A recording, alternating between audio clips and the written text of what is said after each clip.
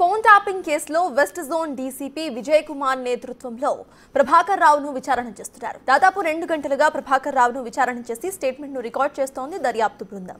విచారణ ప్రక్రియ మొత్తం కూడా వీడియో రికార్డింగ్ చేస్తున్నారు పోలీసులు.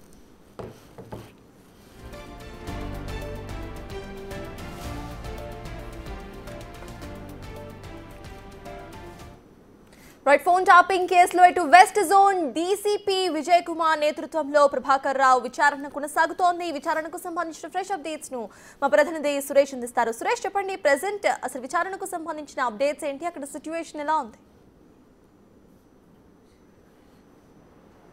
ప్రభాకర్ రావుని 2 గంటల 20 నిమిషాల నుంచి అంటే 2 గంటల 20 నిమిషాలు అయింది ఇప్పుడు విచారణ ప్రారంభమయ్యి. West zone DCP Vijay Kumar ఆయనని ప్రశ్నిస్తున్నారు. ఈ కేసుకు సంబంధించి అన్ని అంశాలపైన ఒక్కొక్క అంశం పైన ఆయనని విచారిస్తున్నారు. ఆ విచారణ అంతా కూడా వీడియో ఆడియో రికార్డ్ చేస్తున్నారు. ఎందుకంటే ప్రభాకర్ రావు చెప్పే ప్రతి విషయం కూడా చాలా ఇంపార్టెంట్ ఈ కేసులో కాబట్టి అవన్నీ కూడా వీడియో రూపంలో రికార్డ్ చేసి కోర్టుకు సబ్మిట్ చేసేందుకు పోలీసులు అవన్నీ కూడా సేకరిస్తున్నారు. అయితే మొదటగా ప్రభాకర్ రావుకి ఫోన్ ట్యాపింగ్ చేయడానికి నెంబర్స్ ఇచ్చారు. ఎవరెవరి నెంబర్లని ఎవరి ద్వారా మీకు ఆదేశించారు, ఎందుకు ఫోన్ ట్యాపింగ్ చేయాల్సి వచ్చింది, అంటే ఎస్ఐబి చేయాల్సిన పని కాకుండా ఇతర పనులు ఎందుకు చేశారు మీరు అనే దానికి సంబంధించే ప్రభాకర్ రావుని ఇప్పుడు ప్రశ్నిస్తున్నారు. దాదాపు ఒక 5 ప్రశ్నలని ఆయనకి సిద్ధంగా ఉంచి ఆయన ముందు ఉంచి ప్రశ్నలు అడుగుతూ ఉన్నారు. అందులో భాగంగానే ఎస్ఐబి చీఫ్గా పనిచేసిన సమయంలో మొత్తం ఎంతమందిని టీం నియమించుకున్నారు, అందులో ఈ ఫోన్ ట్యాపింగ్కి ఎంతమందిని వాడుకున్నారు అనే దానిపైన ఆయన ప్రశ్నలు అడుగుతున్నట్టు తెలుస్తుంది. అదేవిధంగా ప్రభాకర్ రావుకి ఎక్కడి నుండి ఆదేశాలు వచ్చాయి, ఎందుకంటే ఒక నెంబర్ కావాలంటే ఆ నెంబర్ తీసుకొని వీళ్ళు అబ్జర్వేషన్లో పెట్టి ఆ తర్వాత వాళ్ళు ఎక్కడికి వెళ్తున్నారు, వారికి సంబంధించిన సమాచారం తెలుసుకొని టాస్క్ ఫోర్స్కి ఆ సమాచారం ఇస్తే టాస్క్ ఫోర్స్ అధికారులు వెళ్ళి దాడులు చేసి అక్కడ ఉన్నటువంటి పైసలు కానీ లేదంటే ఇతర సమాచారాన్ని సేకరించి వారిపై కేసులు నమోదు చేసిన ఘటనలు ఉన్నాయి. కాబట్టి ఇటు రాధాకిషన్ రావుకి, శ్రవణ్ రావుకి, ప్రభాకర్ రావుకి జరిగిన సంభాషణకు సంబంధించి కూడా పూర్తి విచారణ ఆ దర్యాప్తు అధికారులు చేస్తున్నారు. ఇప్పటికే వీరు ధ్వంసం చేసినటువంటి హార్డ్ డిస్క్ల నుంచి ఎఫ్ఎల్సి నుంచి సేకరించినటువంటి ఆధారాలని ప్రభాకర్ రావు ముందు ఉంచి విచారిస్తున్నారు. ఇంకా 4 నిందితులు కూడా ఇచ్చినటువంటి స్టేట్మెంట్లో కొన్ని కీలక అంశాలు సేకరించి అందులో ప్రభాకర్ రావుని ప్రశ్నిస్తున్నట్టు తెలుస్తుంది. ప్రస్తుతం డీసీపీ విజయ్ కుమార్ ఆయనని ప్రశ్నిస్తున్నాడు. మాజీ ఎస్ఐబి చీఫ్గా పనిచేశాడు కాబట్టి ఐఓ వెంకటగిరి, జూబ్లీహిల్స్ ఏసీపీ వెంకటగిరితో పాటు west zone DCP Vijay Kumar ఇద్దరు కూడా ప్రభాకర్ రావు స్టేట్మెంట్ని రికార్డ్ చేసుకుంటున్నారు. ఆ కేసులో సురేష్, మనం చూస్తే ఇటు ప్రభాకర్ రావు ఫారెన్కి వెళ్ళిపోయి ఆ తర్వాత ఆయన ఎప్పుడు తిరిగి వస్తారు, ఎప్పుడు క్వశ్చనింగ్ ఆయన హాజరవుతారు అనేది మేజర్గా ఈ కేసుని ఊపేసిన విషయం. అయితే ఇప్పుడు ఆయన ఇన్వెస్టిగేషన్లో పాలు పంచుకుంటున్నారు కాబట్టి ఆయన చెప్పే డీటెయిల్స్ ఈ మొత్తం కేసుని కొన్ని టర్న్స్ తీసుకొని ప్రభావితం చేసే అవకాశం ఉందని అనుకోవాలా మనం?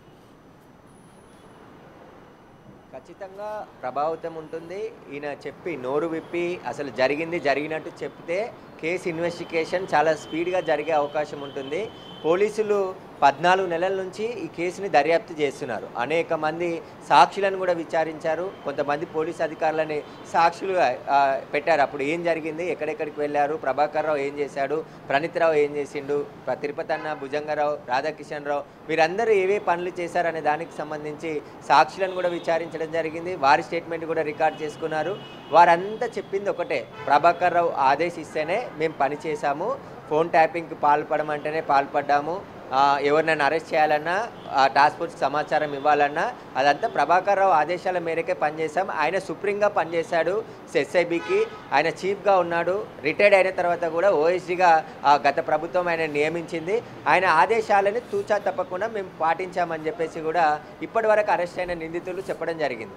అయితే వాటన్నిటిని ఇప్పుడు ప్రభాకర్ రావు ముందు ఉంచి విచారిస్తున్నారు. ఈ విచారణ నుంచి ఆయన ఎట్టి పరిస్థితుల్లో తప్పించుకునే ప్రసక్తి లేదు, దాటవేసే ప్రసక్తి కూడా లేదు. ఎందుకంటే కంప్లీట్గా సుప్రీంకోర్టు పూర్తిగా విచారణకు సహకరించాల్సిందే అని చెప్పేసి స్పష్టమైన ఆదేశాలు జారీ చేయడం జరిగింది. నాట్ టు అరెస్ట్ మాత్రమే ఆగస్టు 5 వరకు ప్రభాకర్ రావుకి రిలీఫ్ ఉంది. కానీ ఆయన ఈ మధ్యలో విచారణకు సహకరించకుంటే ఈ విషయాన్ని సుప్రీంకోర్టు దృష్టికి కూడా దర్యాప్తు బృందం తీసుకెళ్లే అవకాశం ఉంటుంది. ఈ కేసుకు సంబంధించి ఆల్రెడీ హైదరాబాద్ కమిషనర్ సివి ఆనంద్ ఒక రివ్యూ మీటింగ్ కూడా నిర్వహించడం జరిగింది. ప్రభాకర్ రావు విచారణకు వస్తున్నాడు కాబట్టి ఒక వారం ముందే అసలు ప్రభాకర్ రావు వస్తే ఆయనను ఏ విధంగా విచారించాలి, ఎందుకంటే ఆయన పోలీస్ డిపార్ట్మెంట్లోనే పనిచేశాడు. పోలీసులు ఏ విధంగా విచారిస్తారు, పోలీసుల స్టైల్ ఏ విధంగా ఉంటుంది, స్టేట్మెంట్ చెప్పకుంటే ఏం చేస్తారు, స్టేట్మెంట్ చెప్తే ఏం చేస్తారు, ఇవన్నీ కూడా ప్రభాకర్ రావుకి కంప్లీట్గా అవగాహన ఉంటుంది. ఇప్పటికే లీగల్ టీం ద్వారా ఆయన లీగల్గా ఒపీనియన్ కూడా తీసుకున్నాడు. నేను విచారణకు వెళ్తే ఎలాంటి సమాధానాలు చెప్పాలి, ఎలాంటి సమాధానాలు దాటవేయాలి, వీటన్నిటికి సంబంధించిన లీగల్ ఒపీనియన్ ప్రిపేర్ అయిన తర్వాతే ప్రభాకర్ రావు ఈరోజు విచారణకు హాజరయ్యాడు. కాబట్టి ఆయన కూడా ఈ విచారణలో ఏ విషయాలు చెప్పాలి, ఏ విషయాలు చెప్పకూడదు, అవన్నీ కూడా ఆయన డిసైడ్ అయ్యి వచ్చి ఉంటాడు. కానీ దర్యాప్తు బృందం అనేక కోణాల్లో సమాచారాన్ని రాబట్టేందుకు ప్రయత్నిస్తుంది. ఎందుకంటే ఆయన మాజీ పోలీస్ అధికారిగా ఉన్నాడు కాబట్టి ఆ స్టైల్లోనే ఇప్పుడు డీసీపీ విజయ్ కుమార్ ఆయనని విచారిస్తున్నాడు. ఎందుకంటే ఎన్నో కేసులు ఇన్వెస్టిగేషన్ చేసిన ఎక్స్పీరియన్స్ ఉంటుంది కాబట్టి ఈ కేసు కూడా కొత్తగా నమోదైంది కాదు. 14 నెలల నుంచి మొత్తం దర్యాప్తు బృందం అనేక విషయాల్లో ఇన్వెస్టిగేషన్ చేసింది, ఆధారాలు సేకరించింది. ఎస్ఐబి కార్యాలయంలో సోదాలు చేశారు, శ్రవణ్ రావు ఇంట్లో సోదాలు చేశారు, ప్రభాకర్ రావు ఇంట్లో కూడా సోదాలు చేశారు. శ్రవణ్ రావు ఇంట్లో కొన్ని కీలకమైన డాక్యుమెంట్స్తో పాటు హార్డ్ డిస్క్లను, సెల్ ఫోన్లని స్వాధీనం చేసుకున్నారు. అందులో ఉన్న విషయాన్ని కూడా రీట్రీవ్ చేశారు. ఇప్పుడున్న టెక్నాలజీ ద్వారా వీళ్ళు ధ్వంసం చేసిన సమాచారంలో కొంత సమాచారాన్ని సేకరించడం జరిగింది. ఎస్ఐబి కార్యాలయంలో ఉన్నటువంటి హార్డ్ డిస్క్లను ఎందుకు ధ్వంసం చేశారు, ఎవరు ఆదేశించారు, ఎందుకంటే ప్రభుత్వం మారిన వెంటనే హార్డ్ డిస్క్లన్నిటిని కూడా తగలబెట్టేసి మొత్తం మూసీ నదిలో పడేయడానికి గల కారణం ఏంటి, ఒకవేళ ధ్వంసం చేయాల్సి వస్తుంటే లీగల్గా ఎందుకు చేయాలి, ఏం ధ్వంసం చేస్తున్నారు, వాటికి సంబంధించిన రికార్డ్స్ అన్ని మెయింటైన్ చేయాలి. కానీ అవన్నిటినీ పూర్తిగా స్మాష్ చేసేసి ఇక్కడ నుంచి అమెరికా పారిపోయాడు ప్రభాకర్ రావు. ఆ తర్వాత అనేక విధాలుగా తప్పించుకునే ప్రయత్నం చేశాడు.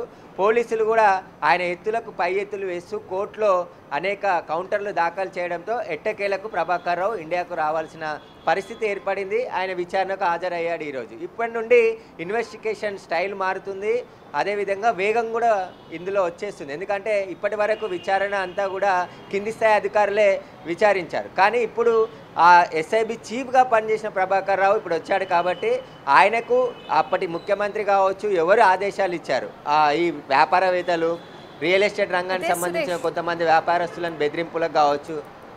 చెప్పండి సురేష్, ఇందాక మీరు చెప్పినట్టు హీస్ ఆల్రెడీ ఇంటూ దిస్, ఆయన ఆల్రెడీ ఎన్నో ఇన్వెస్టిగేషన్స్ చేసి ఉంటారు. సో ఇప్పుడు ఆన్సర్స్ని ట్విస్ట్ చేసే అవకాశాలు కూడా ఎక్కువగా ఉన్నాయి కాబట్టి అసలు ఎలా ఇన్వెస్టిగేట్ చేస్తారు అని అనుకోవాలి, అంటే ఇది ఇంకా కష్టతరం చేస్తుంది అని అనుకోవాలా ఈ పూర్తి కేసుని, ఇన్వెస్టిగేషన్ని?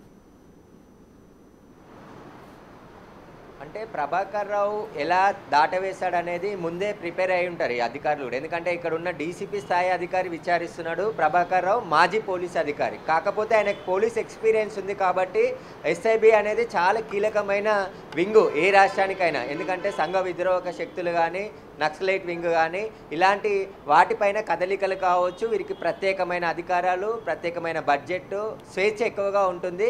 అందులో ఇన్వెస్టిగేషన్ చేసి అనేక సమాచారాన్ని సేకరించి ప్రభుత్వానికి ఇస్తారు.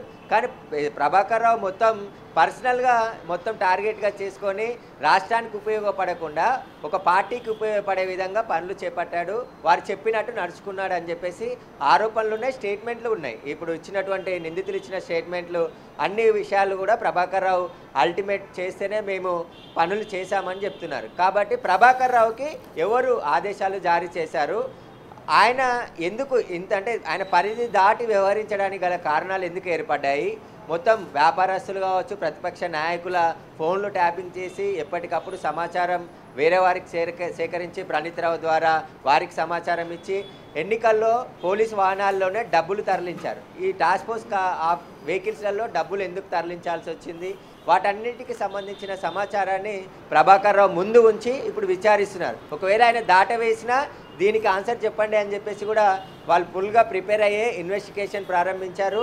విజయ్ కుమార్ అన్ని విషయాలు కూడా, ఎందుకంటే ఆయన ఫస్ట్ నుంచి ఈ కేసు నమోదైనప్పటి నుంచి ఆయననే అబ్జర్వేషన్లో ఇన్వెస్టిగేషన్ కొనసాగుతుంది. ఐఓ వెంకటగిరి కూడా పూర్తి స్థాయిలో సమాచారం తెలుసుకున్నారు.